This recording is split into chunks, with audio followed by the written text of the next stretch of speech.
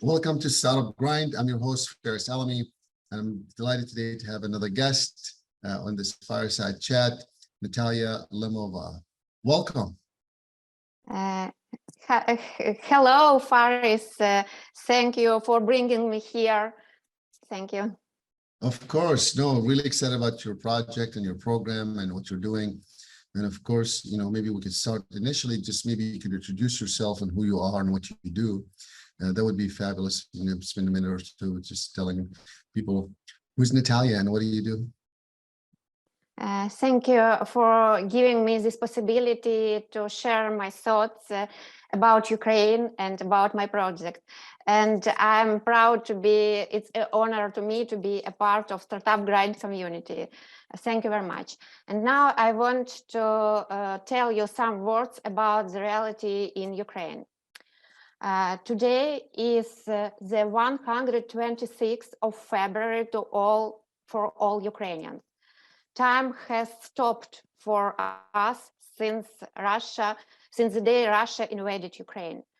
On February 24, our son woke me up early at 5 a.m. saying, "Mom, we are bombed." Nobody believed that it was possible in the 21st century in the center of Europe, but it happened. Missiles were launched at our peaceful cities. Thousands of people lost their homes and became refugees.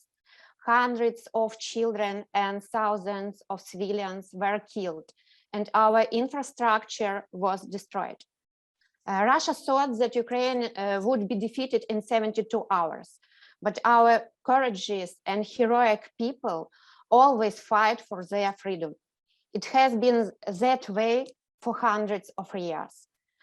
During these 4 months of this Russian bloody aggression, Ukraine surprised and even shocked the world by resisting and pushing back the world's second largest military force.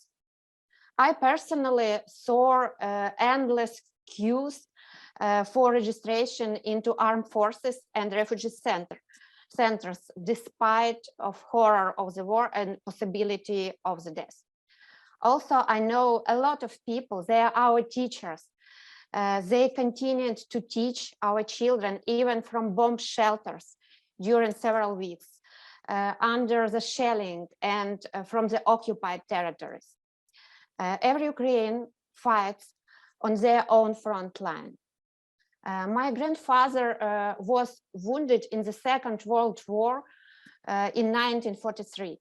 After the end of that war, all countries said, never again. But now, evil and aggression came to our land again. Freedom and independence are the cultural code of Ukrainian people. It is in our blood.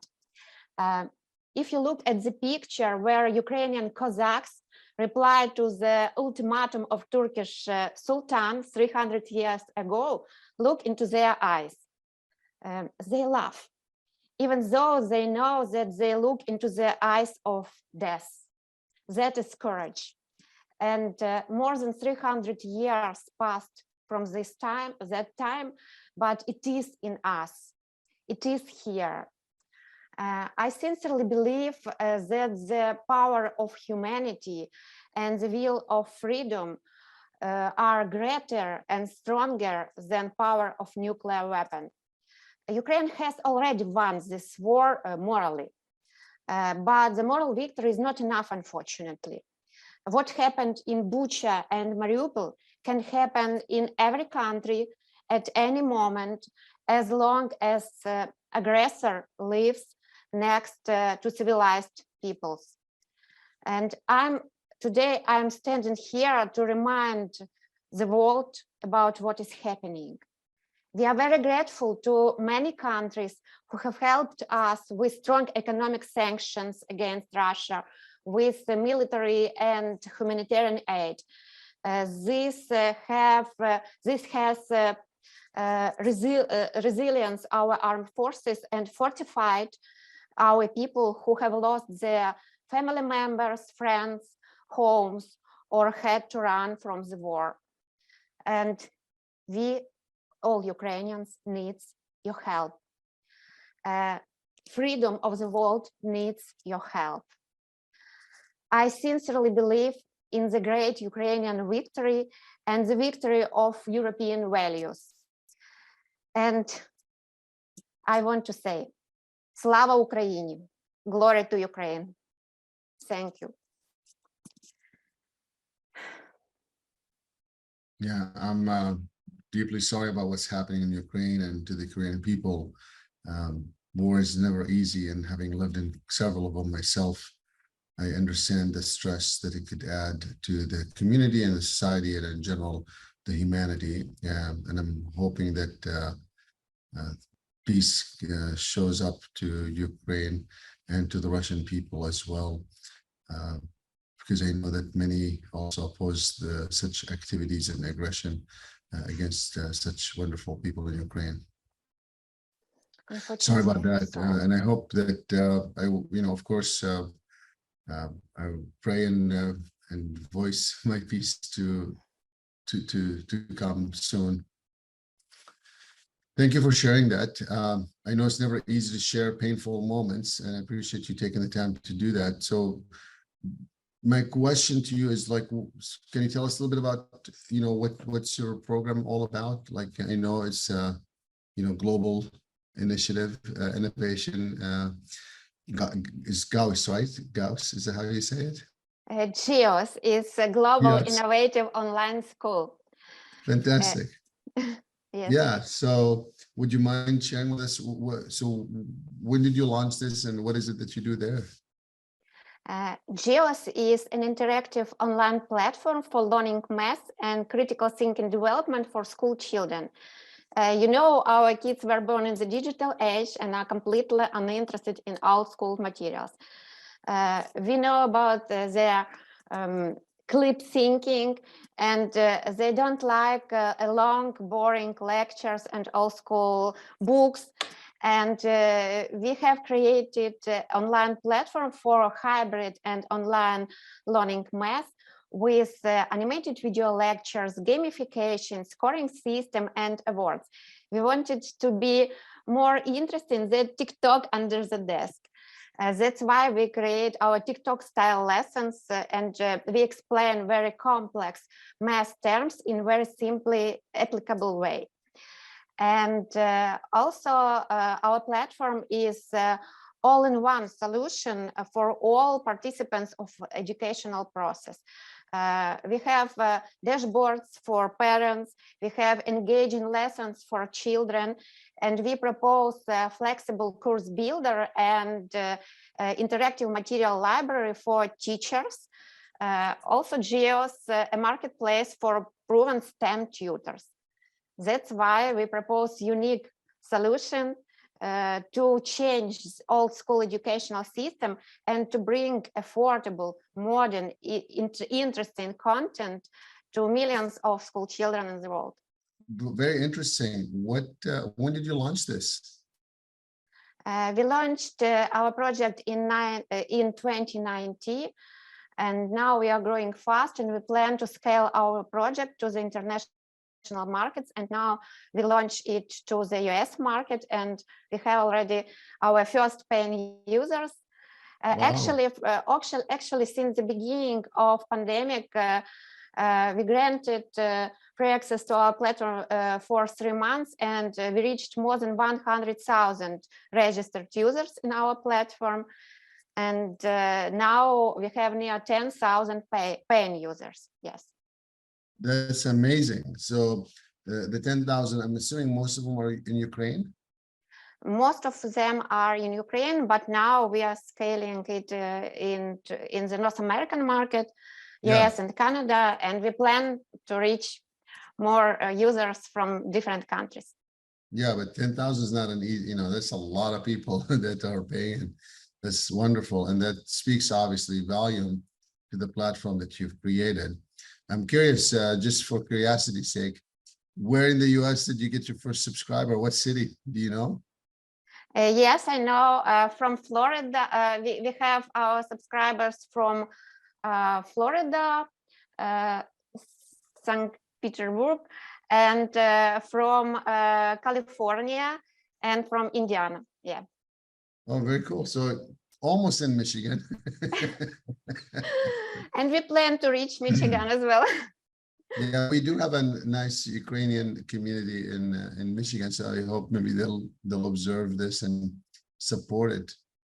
Oh, I'm we are assuming ready. We are ready to propose a free trial period to test our platform and to love math. yeah. And what languages does it offer in? American English as well. Yeah. Okay, but what other languages do you know? Ukrainian, Russian language, and English right Okay. now. But we plan to translate it to Spanish and to German languages as well. Yeah, but these are, I mean, Ukrainian, Russian and English is three big languages that, lots of speakers. I know in Michigan, we definitely have obviously all three languages spoken here, and there are really good sized communities from these three communities of speakers that, potentially could hopefully drive some attention to your program. Fantastic. Now, tell me a little bit about, one of the things I like to talk about in this, in the startup grind is really just the grind of starting the business. Why did you come up with this idea of TikTok style education in 2019? What drove you to come up with that kind of concept? It's an interesting story, and our story started from my own pain. I'm a mother of two sons, and I wanted to them a high quality education and self-realization. But what I heard from their teachers was our main goal is to bring our students to the final exams. I wanted more to my children. That is how the idea of the creation of alternative offline private schools came to me, and I founded several private schools in Ukraine, in Kyiv and in Lviv. But the main issue of the private schools is that they are hard to scale. There are more than 1.2 billion school children in the world, and all of them need to study math. This inspired me to create GIOS, and it gathered around me a strong team with educational and technological background and a big vision. All of us passionate about changing this old school system and to bring interesting, engaging, gamified content globally. Because now we know, we tested it, that our platform increased the engagement of students by 35% and increased the academic knowledge by 43%. That's why it's very good results, and children and teachers like our platform, and we have a lot of brilliant feedbacks about it. Very interesting. Now, if I remember looking at your profile, Nataliia, you are not really a coder or programmer. You had an MBA, if I remember, in business. And if I recall, you had a business of your own. So you're really good at business. I'm curious, how did you, fill that gap of not knowing how to code or program to create such an app to keep the business moving forward? My previous business was connected. It was our family business. I am an entrepreneur with the experience of more than 20 years. And my previous business was connected with furniture production. We produced children furniture. And then when I wanted to improve our education, I turned into the side of education and created these private schools. And after this, I created this startup. But business and startup, it's a completely different paradigm of thinking. And it was quite hard to change this paradigm from business thinking to startup thinking. And now I like this startup life very much, and I want to help all our ecosystem of our startups to grow. That's why it was so important to participate in such program like Startup Grind. And I thank for this program. for this possibility to meet a lot of startup founders, a lot of investors, to have a lot of insights, and I continue to take these insights every day. That's great. So how did you find your first programmer that was ready to program? About Startup Grind?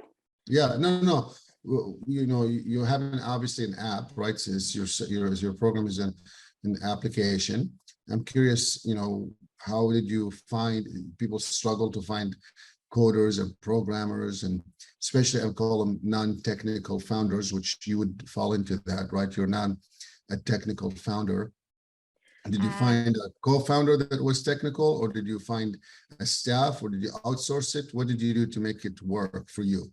Yes, I find a CTO, a very clever man with, he is a father of 3 children. He knows this pain, and he wants to bring his knowledge to this mission and our project. And then we have outsourcing team of developers, and right now we have our own developer inside the team. He is very passionate about our ideas as well as all of our team members, and we create our code. Also, I have a brilliant woman in our team. She is a methodologist, a scientist. She creates our content, and chief product owner, Darina. She also a mother of a school daughter, and she knows all these problems, and she communicates with brilliant teachers. About 40 teachers create these contents for us, and we communicate with animation studio, because our lessons are without talking heads. Our lessons with animated video, animated character. We have special character, Virkat. This character explains all math terms and all complex tasks. Yeah, I remember when you were showing me the app and how it works, and I thought it was pretty neat that you have, you know, cartoonish looking character explaining it, because I'm assuming for kids it's probably much more engaging than seeing someone like me talk for 5 minutes or 2 minutes or anything like that. So that's fabulous that you're doing that. Yeah, exactly. And if I remember correctly, you're also always developing new characters. Is that correct?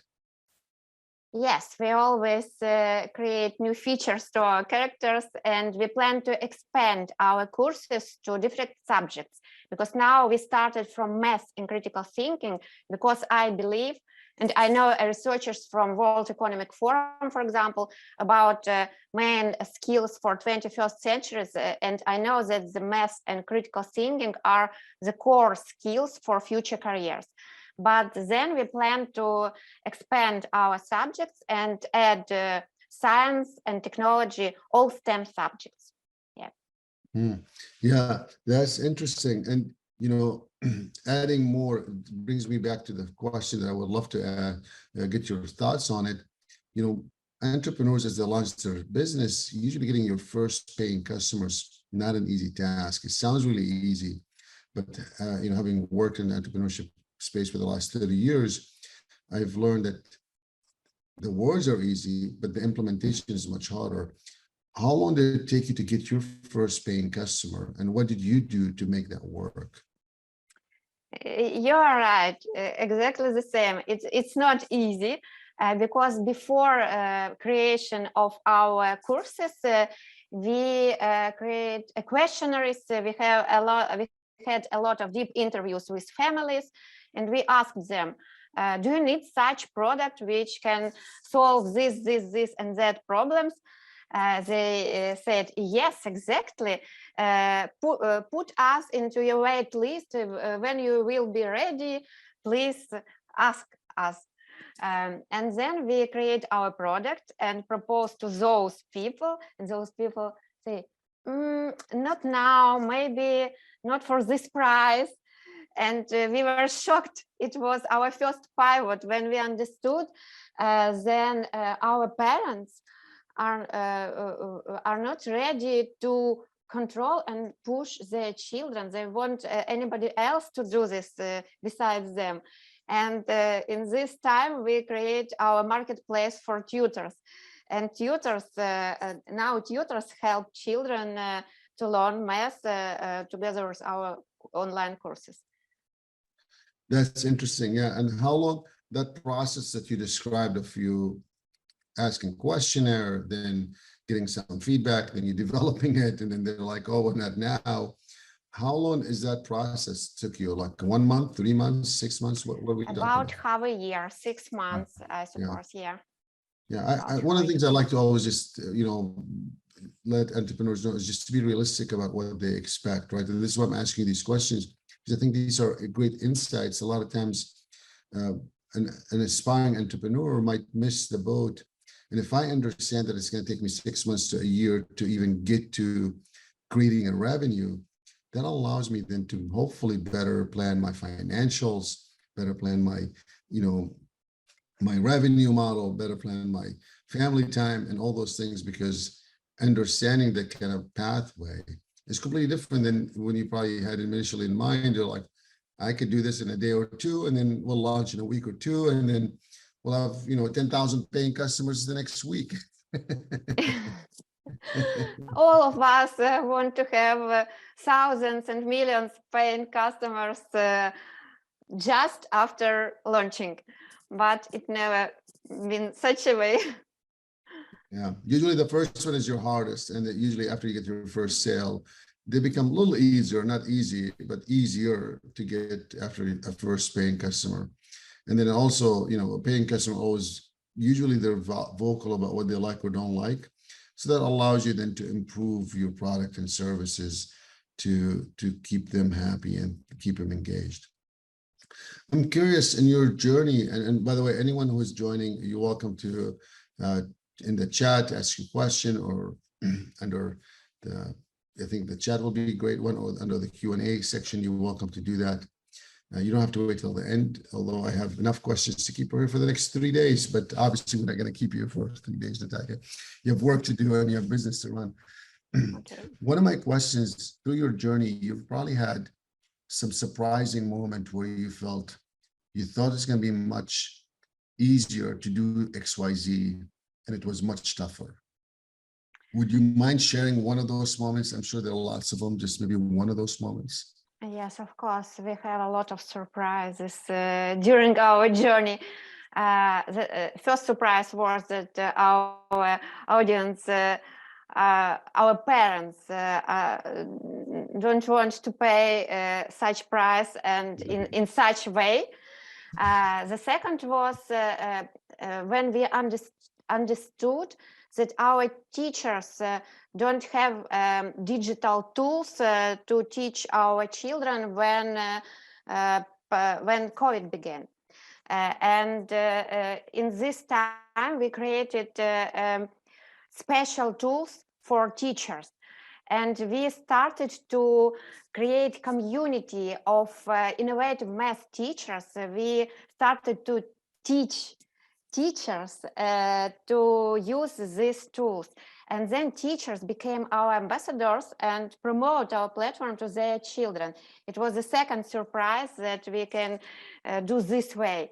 And then teachers asked us for one feature, another feature, third feature, and we created more and more. And now it is not only interactive material library for teachers, but also possibility to create their own lessons, this flexible course builder. They can modify our lessons. They can individualize the educational process for their students and do this process more engaging. And now we have 2 directions from this time, B2B direction for schools and B2C direction for parents. Wow. Yeah, that's so I'm sure that's a whole other opportunity, right? That you could go seeking, which is just a teacher's market versus just a parent's market. That's a whole other maybe game, right? For you, maybe? Maybe, yeah. And now we plan to start to create such a community of teachers and ambassadors of innovation in education in the US. And I will be grateful if you can recommend some educational institutions or some innovative people who want to try this way. Yeah, I'm sure we could, the truth is, I'm lucky to know a lot of wonderful people in all kinds of spaces. But I've also given up trying to remember where everyone's at, because it seems like for the past couple of years specifically, many people shifted jobs or shifted roles. But yeah, we should definitely explore and see what we could do with that. One of the things that I also like to highlight in our discussions is that a concept, a lot of times people think that it's going to be really hard, but then sometimes you're surprised of how easy it is to do it. Would you mind, and I don't mean anything specific, I'm just talking about the journey of starting the business, so maybe you could share with us, and I know you've had probably several of those moments, as well as just like we discussed the other moments of being more difficult than you thought it's going to be. Would you share with us a moment where you felt it's going to be really hard and you were expecting it to be hard and it was much easier than you thought? Actually, I can say that it was much easier, but it was different. Okay. For example, the situation where pandemic started. In one day, we decided to open free access to our platform. And in 2 months, we have a wave of 100,000 registered users. We didn't expect it, and we worked 24/7 from morning to morning, all our team, because it was a very huge wave of users who want to know more about platform. And it was easy way to share information about platform. But it wasn't easy way to support this, and it was we try all possibilities of our platform. Yes, and we tested it, and then we have a good results. And the next educational year showed us that our product is quite good. And we monetized this registered users into paying users. Wow. Yeah, I mean, that's a big stress at your system to have 100,000 people trying to log in at the same time, I'm sure, because you're a startup and, you probably maybe able to handle maybe 10,000, but 100,000 seems like a lot. Yes, our developers and team support team work a lot from morning to night. And what made them want to work so hard? Because they could have easily said no. Because all of them are passionate about this project. They love this product, and they want to bring this value to all school children. Because for example, in our country, there are not so many brilliant math teachers in each small cities and villages inside country, and we want to bring this possibility of engaging learning from our country to all countries in the world. Very cool. Yeah, thank you for sharing that. That's interesting. And are you in different schools in Ukraine as well, or are you mainly in parents are paying for it? In private schools, schools pay for this product. In public schools, mostly parents pay, because our public schools are not do not have independence in finance. Got it. Very cool. All right. And through your grind of starting the business, where do you see you going next? What, I know you talked about North America as a potential market for you, and you talked about some schools, maybe potential market for you. I'm curious, like, where do you see you in 10 years from now, 5 years from now? Our ambitious goal and our big dream to be as a part of changing all old school educational system in the world, and to reach more than 10 million happy users, happy children learning math and critical thinking development with GIOS. And we want to share our project firstly in the North American market, then to the maybe simultaneously to the European markets, Spanish language markets like Latam, for example. And now we have our pilot project in Africa, in Kenya. Wow. And in Africa, specifically in Kenya, is that what language are you offering? In English? In English, yeah. Okay. In English. Cool. All right. That's interesting. That's great. I love the big mission of changing the whole education. That's our vision, at least, of changing the whole education. That sounds fabulous. And I think education in general, as you know, I think they're going through a transition right now, because for years, most educators looked down at, I'm going to call it online learning. And it seemed like we all had to do online learning last 2 years. And I don't think, although some people are trying to get away from it, it seems like it's here to stay. And it's some kind of hybrid model of what the world looks like now, of online, in person. And I think, yes, I believe in this hybrid model, not only online because of lack of socialization. I believe in hybrid model. Yeah. Yeah. Yeah. It used to exist before, as you know, with many schools. They did some of the hybrid, but it seems like now it, thanks to COVID, despite the unfortunate that came out of, COVID, of losses of many lives and economic challenges, there were some few blessings, which is, the ability to know about whole online and, in-person or hybrid models seems to have gotten validated more. And in your case, seen an uptick of 100,000 users inquiry. That's a blessing in a way, despite the fact of the devastation that COVID have brought to many people around the world. Great. One of the things that, I like to ask in my podcasts that I do, but maybe we could borrow it here, is looking back at 2019 and where you are now. And I know it's hard to tell, right? Because you've had lots of things that happened, COVID, war, all kinds of things that happened in your journey, and vocabulary, your growth yourself. It's hard to go back and tell yourself what you could have done differently, but I'm curious, knowing what you know, if you were to go back and advise young Nataliia 3 years ago, 4 years ago, about something, what would you tell Natalia's then that you know now?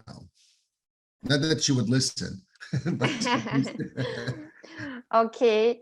I'd say maybe don't worry. Go for your dream. Believe in your dream and in your team, and do what you love, and you will reach all you want. That's great. Wonderful.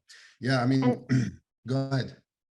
And also, of course, I'd like to wish peaceful sky and to hug your loved ones, yes, because my family is my great support, actually. Oh, for sure. I'm sure they, they had to suffer a lot for you working all those hours, especially with the uptick and all the things that you got going on to keep it moving. Yeah. Yeah. And how old are the kids now? Oh, they're not small kids. One of them finished graduate from Canada University right now. And the second is here near me, but he planned to enter the university. He dream about genetics and research in genetics field. But now he helps me to translate my lessons and to communicate with English-speaking schools because he is brilliant in English. That's awesome. Well, that's great. I'm glad to hear that. Well, I clearly we can keep you all day asking you questions about your journey and your business, but I want to be respectful of your time and your work. I will leave it open for anyone who is here who would like to ask you a question, or or open it up for them to ask. If not, I would like to say thank you so much for being with us, taking the time, and I wish you, Ukrainian people, and the Russian people, and all the people in the world peace, and to stop this aggression at any people facing, and wish you great success with your journey. Thank you, Faris, very much. I'm happy to be here today and to share with such great community of my thoughts. And thank you for your support of Ukraine and other people. And I'm very grateful for you for this possibility. You're very kind. Thank you so much. Have a great day, and let's stay in touch. Thank you. For our guests tuning in, thank you so much for being with us. My name is Faris Alami. I'm your host. This is Startup Grind Detroit. Till the next time.